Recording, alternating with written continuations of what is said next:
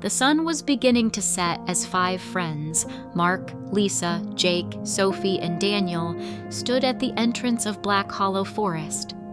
The trail was well worn, yet something about the towering trees felt unwelcoming. Mark, the most adventurous of the group, smirked at the old sign. "Just a local legend," he said, stepping forward. "Shadows don't haunt forests."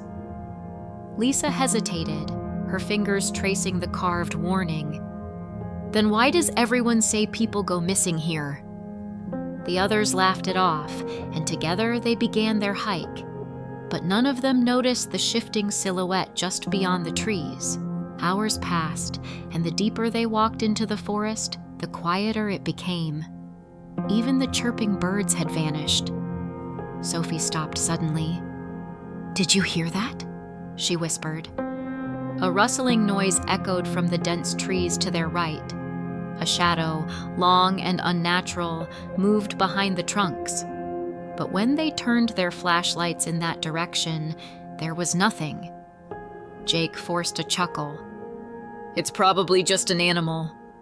Yet, as they continued, the shadow followed, always staying just out of reach. The air grew colder, and the trees seemed to close in. Mark, eager for adventure, decided to take a shortcut through a side trail. Lisa protested, but he waved her off. "I'll meet you at the next clearing," he said, stepping into the undergrowth. The moment he left the path, the forest seemed to exhale. The leaves trembled without wind. A deep, guttural whisper surrounded them. "You shouldn't have come."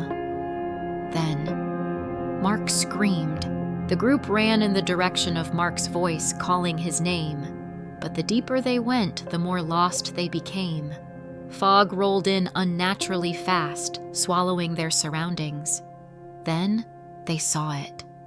A figure stood among the trees, a shadow taller than any man, with hollow eyes and a stretched, grinning mouth.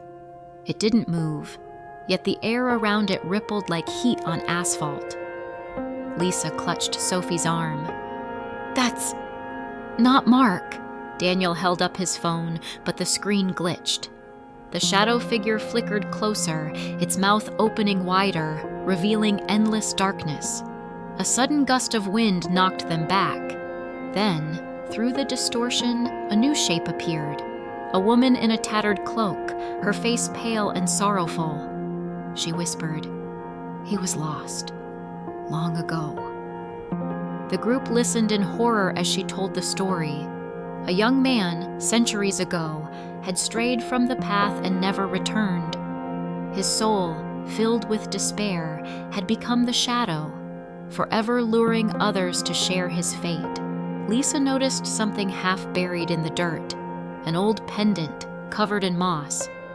The ghostly woman pointed to an ancient stone altar beneath a twisted oak tree.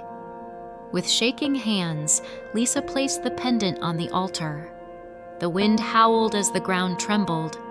The shadow let out a deep, bone-chilling cry before shattering into black mist, fading into the trees. Then, silence. The fog lifted, and Mark, bruised, terrified but alive, stumbled back onto the path. The group ran back to the entrance, never daring to look back.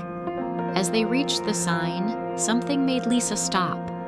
The old wood, once cracked and rotting, now looked fresh, and at the bottom of the carved words, a new message had appeared. "Stay on the path. You set him free, but something else still lingers.